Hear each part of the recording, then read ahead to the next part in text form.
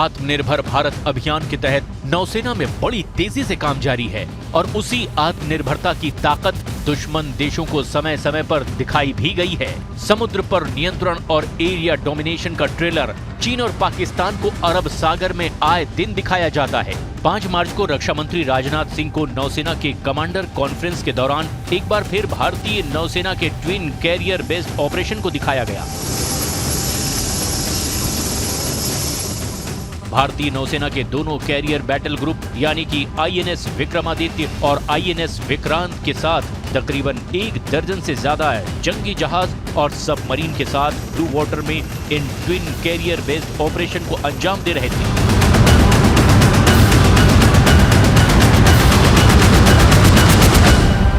एक के बाद एक MiG-29 के फाइटर जब कैरियर के डेक से उड़ान भर रहे थे तो अरब सागर में उस वक्त मौजूद चीन और पाकिस्तान के जंगी जहाजों को डर का एहसास हो रहा था। हर एक ड्रिल पर चीन और पाकिस्तान की नौसेना आंखें गड़ाए बैठी थी। बहुत कम होता है जब नौसेना के दोनों एयरक्राफ्ट कैरियर एक साथ नजर आते हैं। ट्विन कैरियर बेस्ड ऑपरेशन में दोनों एयरक्राफ्ट कैरियर आईएनएस विक्रमादित्य और आईएनएस विक्रांत से एक एक करके फाइटर एयरक्राफ्ट MiG-29 के उड़ान भरने लगे थे।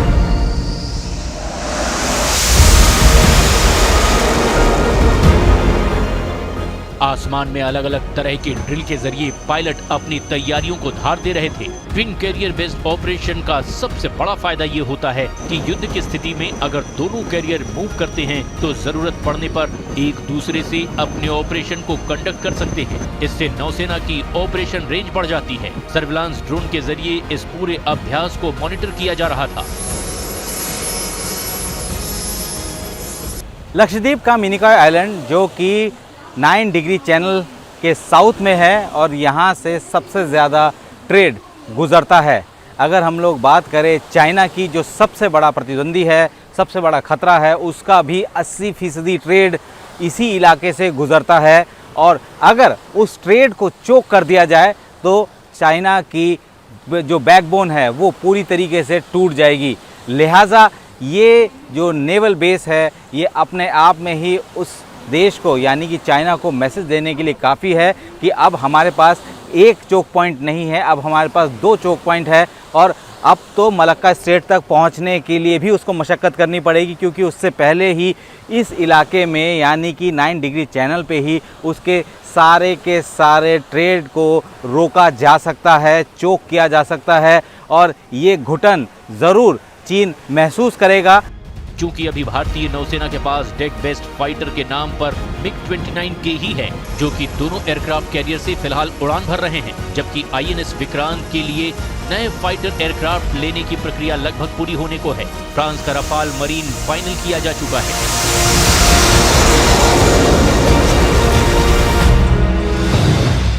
आप ये भी समझिए कि क्या होता है कैरियर बैटल ग्रुप। दरअसल एयरक्राफ्ट कैरियर समुद्र पर तैरता एक एयरफील्ड होता है और एयरक्राफ्ट कैरियर की वजह से ही एयर अटैक करने की क्षमता 2 गुनी हो जाती है। यानी कि अगर अटैक एयर ऑपरेशन को अंजाम देना हो तो जमीनी एयरबेस से एयरक्राफ्ट को लॉन्च करने की बजाय समुद्र में दुश्मन के इलाके के करीब एयरक्राफ्ट कैरियर को पोजीशन करके एयर ऑपरेशन लॉन्च किया जा सकता है।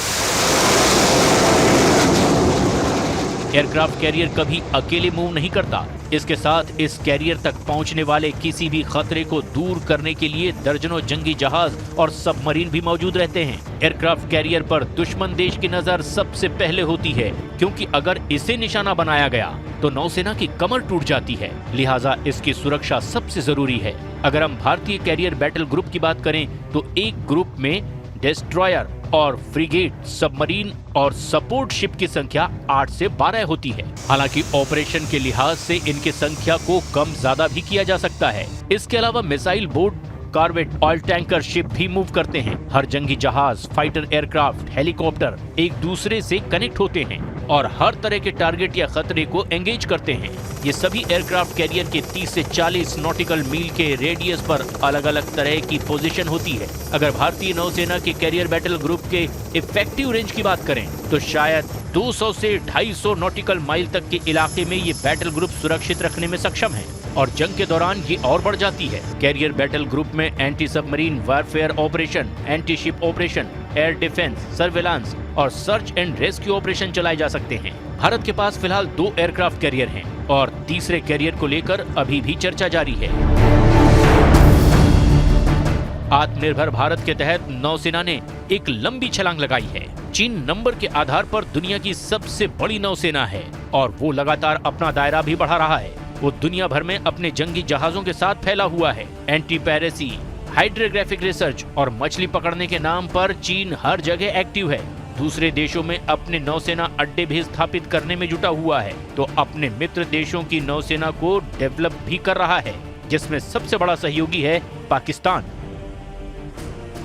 पाकिस्तान अपनी नौसेना का आधुनिकीकरण करने में जुटा हुआ है और उसकी नौसेना को डेवलप करने के लिए चीन सबसे आगे है। अभी 24 के करीब जंगी जहाज वाले पाकिस्तानी नौसेना आने वाले दिनों में उसकी संख्या को 2 गुनी करने की राह पर है। पाकिस्तान साल 2035 तक अपने जंगी जहाजों की संख्या 50 तक कर देगा। चीन की बात करें तो उसके पास फिलहाल 355 जंगी जहाज, पनडुब्बी, mine sweeper, aircraft carrier, amphibious worship. 2030 तक चीन इस संख्या को 460 तक पहुंचाने के लिए काम कर रहा है। भारत को घेरते हुए चीन ने श्रीलंका, ग्वादर, जिबूती जैसे महत्वपूर्ण जगहों पर अपनी नौसेना के ठिकाने तैयार किए हैं। अब इतनी तेजी से दोनों दुश्मन देश आगे बढ़ रहे हैं तो भारतीय नौसेना भी आत्मनिर्भर भारत के तहत 2047 तक पूरी तरह स्वदेशी नेवी हो जाएगी। नौसेना प्रमुख एडमिरल आर हरि कुमार के मुताबिक फिलहाल नौसेना के पास 130 जहाज और 250 एयरक्राफ्ट हैं और पिछले 10 साल में 33 शिप सबमरीन को नौसेना में शामिल किया गया है।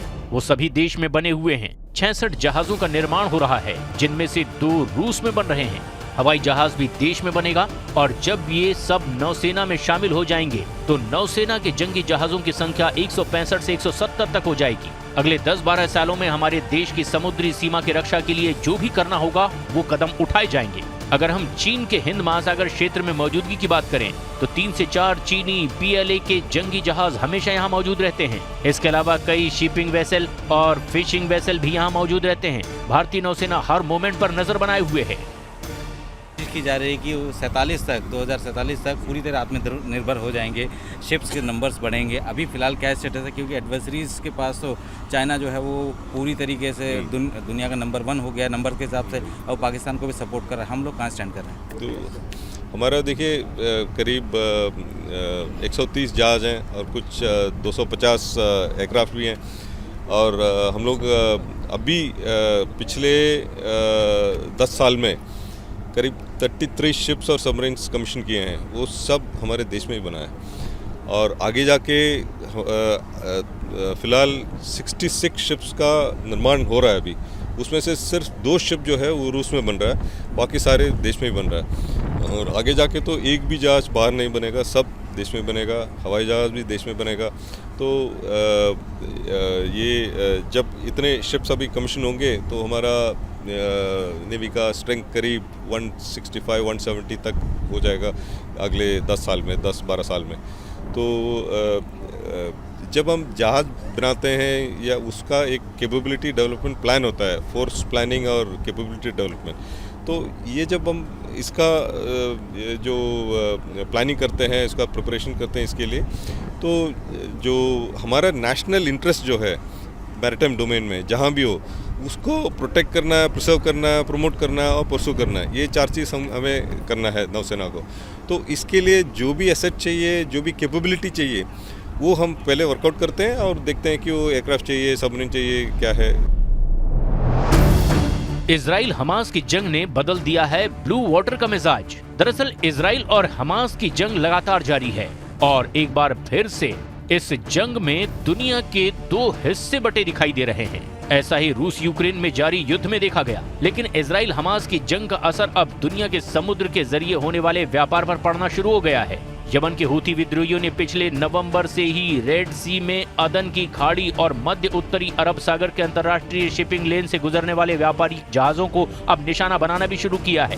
पहले तो सोमालिया के समुद्री लुटेरे ही व्यापारिक जहाजों के लिए समस्या होते थे, लेकिन अब हूथी विद्रोहियों की वजह से ऐसी घटनाओं में बढ़ोतरी हो गई है और ये एक बड़ी मुसीबत बनती जा रही है। 6 मार्च को अदन की खाड़ी में एक बार फिर से Barbados flagship bulk ship MV2 confidence, जो कि अदन की खाड़ी में मौजूद था, उस पर हुथी विद्रोहियों ने मिसाइल से हमला कर दिया, जिससे इस जहाज पर आग लग गई और उसके कुछ क्रू गंभीर रूप से घायल हुए।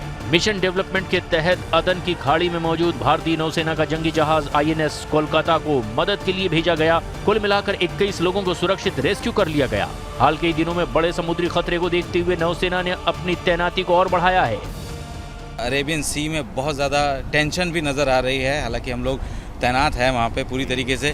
किस तरीके से देख रहे हैं टेंशन और हम लोग का किस लेवल पर इस वक्त हेल्प कर रहे हैं? तो वहाँ का जो सिचुएशन जो है वो काफ़ी फ्रजाइल है, मतलब वो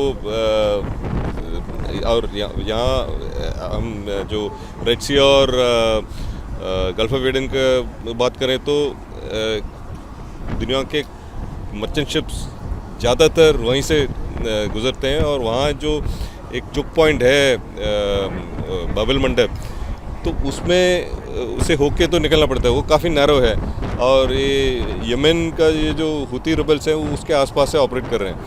तो ये लड़ाई तो हो रहा है कहीं और, मतलब इसराइल और हमास के बीच में, और उसका इफ़ेक्ट जो हो रहा है वो कहीं और, मतलब यमन के पास काफ़ी सेपरेटेड है। तो इसमें जो हम देख रहे हैं, एक तो ये मर्चेंट शिप पे अटैक हो रहा है, दूसरा जो है ये एसिमेट्रिक एक्टिविटी हो रहा है कि कुछ मिसाइल फायर कर रहे हैं, कोई ड्रोन फायर कर रहे हैं अगेंस्ट नेशन स्टेट्स। तीसरा है ये सी में जो है एक्शन ले रहे हैं ताकि वो लैंड के ऊपर इन्फ्लुएंस होगा। और चौथा मैं बोल रहा हूँ कि ये मर्चेंट शिप और ट्रेड ये सबको टारगेट कर रहे हैं ताकि इंटरनेशनल कम्युनिटी जो है वो रिस्पॉन्ड करेगा और मीडिएट करेगा कि ये जो इसराइल और हमास का कॉन्फ्लिक्ट उसको उसमें शांति लाएगा। नौसेना प्रमुख एडमिरल R हरि कुमार ने कहा कि वहां के हालात बहुत फिजाइल हैं। हम रेड सी और गल्फ ऑफ अदन की बात करें तो मर्चेंट शिप ज्यादातर वहीं से गुजरते हैं। वहां 2 चोक पॉइंट हैं। यमन के हुती उसी के आसपास ऑपरेट कर रहे हैं। लड़ाई तो हो ही रही है इजराइल और हमास में, लेकिन उसका असर भी हो रहा है यमन के आसपास। अब देखा जा रहा है कि मर्चेंट शिप पर अटैक भी होने लगे और एसिमेट्री एक्टिविटी हो रही है। मिसाइल फायर कर रहे हैं, ड्रोन फायर कर रहे हैं और कई हमले किए जा रहे हैं। ये समुद्र में एक्शन ले रहे हैं ताकि जमीन पर उनका असर हो। मर्चेंट शिप को टारगेट कर रहे हैं ताकि अंतर्राष्ट्रीय समुदाय मध्यस्थता करे और इजराइल और हमास के बीच शांति हो। ये महत्वपूर्ण है। जो कॉस्ट में एसिमेट्री है, जैसे कि एक ड्रोन की कीमत 20 से 25 लाख है, उसे मार गिराने के लिए मिसाइल फायर करेंगे जिसकी कीमत होगी 5 से 6 करोड़ AC। लड़ाई करने का तरीका बदला है और इससे हमें भी सीख मिल रही है। फिलहाल 15A और 15B क्लास के डिस्ट्रॉयर को एंटी पायरेसी और एंटी ड्रोन अटैक ऑपरेशन के लिए तैनात किया गया है। तो वहीं आसमान में भी अब सी गार्डियन ड्रोन, लंबी दूरी तक टोह लेने वाले P-8I डॉर्नियर विमान, हेलीकॉप्टर, किसी भी भारतीय व्यापारिक या फिर ईंधन लेकर आने वाले जहाजों पर संभावित हमले को विफल करने के लिए लगातार मंडरा रहे हैं। इसके अलावा भारतीय जंगी जहाज पर तैनात मरीन कमांडो अदन की खाड़ी के पास के व्यापारिक जहाजों पर औचक निरीक्षण भी कर रहे हैं। लक्षद्वीप यानी कि 1 लाख द्वीपों से बना हुआ एक टेरिटरी जो कि भारत का हिस्सा है, और ये सामरिक तौर पर इसलिए इतना ज़्यादा महत्वपूर्ण हो जाता है क्योंकि यहाँ से अगर हम बात करें, जो सोमालिया कोस्ट है वो 3000 किलोमीटर के आसपास है। यहाँ सबसे ज़्यादा ट्रेड इसी इलाके से गुजरता है। अगर हम लोग बात करें तो यहाँ से जो मेनलैंड इंडिया है वो 400 किलोमीटर है, और यही वजह है कि यहाँ बहुत ज़रूरी हो जाता है कि नौसेना का एक फुल फ्लैज बेस होना, और ये बेस आने वाले दिनों में अपनी ताकत का मुजाहरा ज़रूर करेगा। अरब सागर में स्ट्रेट ऑफ हॉर्मुज के पास ही, जहां पर फारस और ओमान की खाड़ी के इलाके में भारत का 80% एनर्जी ट्रेड आता है। दूसरा अदन की खाड़ी में एनर्जी ट्रेड के अलावा 90% अन्य व्यापार भी होता है, जो कि स्वेज नहर से रेड सी और अदन की खाड़ी से होते हुए 80% ट्रेड अरब सागर के रास्ते भारत पहुंचता है। ये सबसे बड़ा पायरेसी का इलाका है। जिबूती और सोमालिया के लुटेरे इसी जगह पर डकैती डालते हैं। ये व्यापार का सबसे छोटा रूट है, इसलिए यहाँ पर ट्रैफिक बाकी जगह से कहीं ज्यादा है। और इसी वजह से यहाँ पर समुद्री डाकुओं का खतरा बढ़ जाता है। अगर कभी अदन की खाड़ी वाला रूट बाधित हुआ तो मर्चेंट वेसल को मेडिटेरियन सी से होते हुए अफ्रीका के नीचे Cape of Good Hope route को आना पड़ेगा। ये रूट न सिर्फ समय को बढ़ाएगा बल्कि इससे कीमत भी बढ़ेगी। तो वहीं पर दूसरी ओर यमन के हूथी विद्रोहियों ने भी अब रेड सी और अदन की खाड़ी के साथ साथ अरब सागर में व्यापारिक जहाजों को निशाना बनाना शुरू कर दिया है, क्योंकि पिछले कुछ वक्त में भारतीय EEZ के करीब हुए ड्रोन अटैक और पायरेसी की कोशिशों ने नौसेना के साथ साथ कोस्ट गार्ड ने भी अब कमर कस ली है। अपने EEZ यानी कि भारतीय तट से 200 नॉटिकल माइल का वो इलाका जहां प्राकृतिक संपदा पर अधिकार भारत का है, वहां पर हमारे हितों की रक्षा के लिए नौसेना के अलावा और कोस्ट गार्ड के 4 बड़े जहाज और दर्जनों छोटे जहाज अरब सागर के भारतीय EEZ में भारतीय हितों की सुरक्षा के लिए तैयार है।